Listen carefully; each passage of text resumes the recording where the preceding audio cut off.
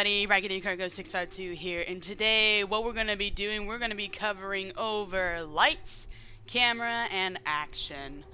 So if you guys haven't already, make sure to check out all the other previous videos about SFM basics, so then you have a chance to, you know, be aware of what's kind of going on here and whatnot. But without further ado, we're going to be talking about lights and a bit more detailed with the camera and all that, and basically get to the point where you can actually basically create things and whatnot.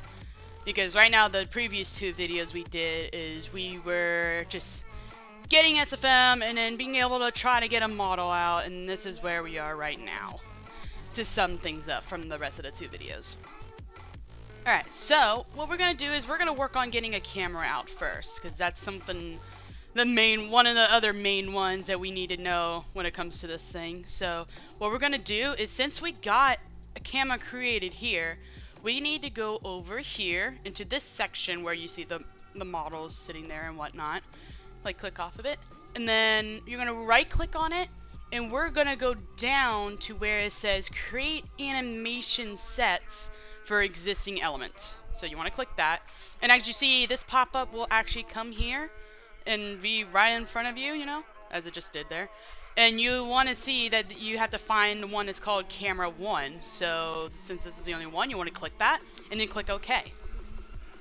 And as you can see, you can tell on the left side here, you managed to get the object of the camera. So if I go into work camera mode and move out a bit, if I go over, if you remember from the last videos, go down to where you can go to graph editor, you can see you can actually select it and actually, you know, move around. So see, you can tell, like on this side here, I have it set to just camera, so I actually see it from this side, but you're able to just move it around now and whatnot.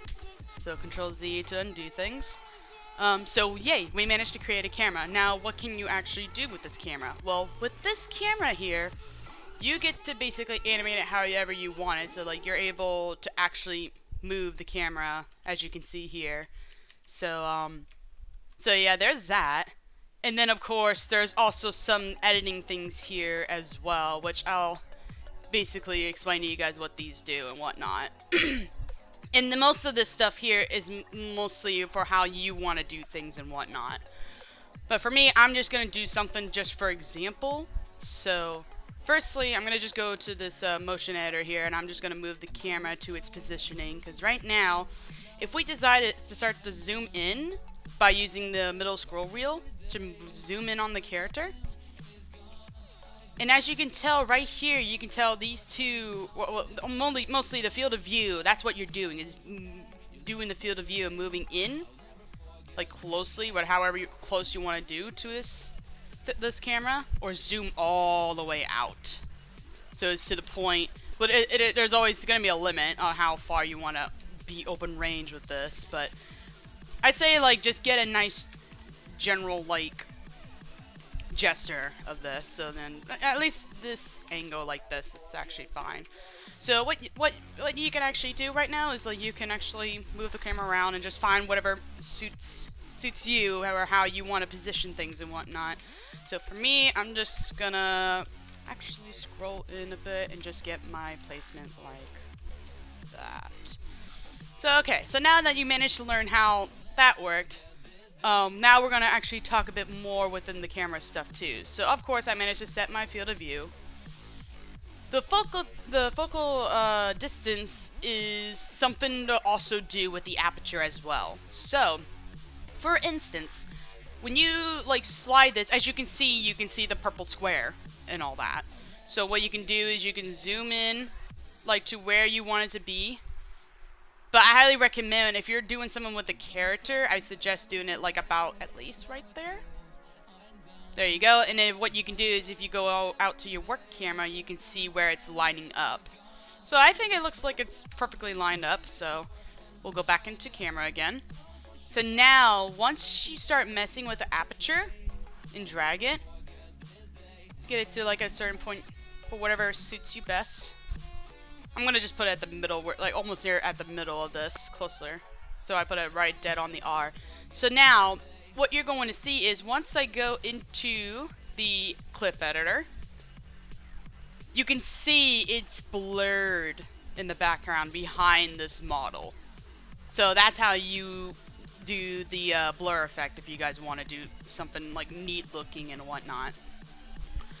If you want to see it looking like in its cleanness and whatnot, you want to right click on this screen and go to render settings. So if you click that, this is what pops up. So what you can do, for me, what I normally do is I would go to here, and then I just normally do just 64 because that would be like almost the most I can do. But if you guys can't handle that, then I suggest doing things lower, like at least below 32. Depends on how good your computer can run. So that's for my settings. So now everything is set now. So I'm just gonna click OK. And then now it actually looks a lot nicer now. So in here, what we're gonna do is I'm gonna actually adjust the focal distance, at least about right there. See if that makes it. There we go. That makes it much better. But yeah. So yeah. So you managed to learn how to do blur effects. So woo, yay, awesome. All right, and I'm actually gonna move this camera up to here because normally I always have the camera all the way to the top, no matter how I do things and whatnot. So feel free to also just play around with these things too. Of course, tone map is bright and dark. Like, it can either go all the way to brightness to where you can blind your eyes, or all the way to dark where you can't see anything at all. So that's what tone map does. But I'm gonna put it back to where it normally used to be. If I could try. I think it was like, well, actually, I could just. There we go. Much better. Got it back to normal, and if you want to, you can check back to make sure it looks good and whatnot. Alright, and now bloom scale. Bloom scale is basically, if you got like a light, which actually, speaking of that, let's actually take a pause on this and let's actually create a light real quick. So, let's get a light out. So you want to go to add, and then you want to go down where it says create animation set for new light. So you want to click that, and as you can see, I got ourselves a light here. Woo, yay! So what you want to do is grab this, drag it onto that, and then start moving it. So as you can tell, I'm actually moving the light because the light is also an object to move. So as you can see in the back, like in this screen, you can see its shadow, like how it's hitting from behind and whatnot. So feel free to like move the light around however you want it to look, just depending on how you want it to look good and whatnot. So that's what we will do. So give me just a sec to kind of just put like a nice light at a perfect area and whatnot. Alright, so there we go. Alright, so just a nice decent light to put there. Okay, so now since we kind of almost covered with the camera, so now let's actually go back to the camera and then go here for a moment, and now actually move the bloom scale. So if you move it this way, as you can see, whatever light it's hitting on the model and all that, it's gonna make it brighter. That's literally how it goes. So as you can tell, he just now sold this or something. And then you can do it all the way down, all the way where it doesn't have to show its bloom at all. So that's how this works. So that's bloom for you. And then of course these things, I'm not gonna talk too much about these stuff because these are just how you want to set it up. So for you guys, I'll let you guys play around with this. So feel free to mess with that. And then these two, don't worry about. Like these, you don't need to, like, you can't do anything with those. We'll only worry about the ones that are like sliding and whatnot. But other than that, that's the main thing about how camera works. So now you know how it actually goes and whatnot. So, woo! So that's down. So now we can actually mess with the lights. So lights, as you can see, intensity. Intensity, of course, it's if you want it bright or not. Like on, off, basically. So you can either adjust it how you want it. So for me, I'm just gonna tone it a bit down because it is kind of a bit brighter for how it sees here. So I'm gonna do a little bit more, and yeah, that looks good. Okay, So within this, I don't know that much all about, but I know a few in here that I can like give you and whatnot, so then you guys know how this kind of works with the lights.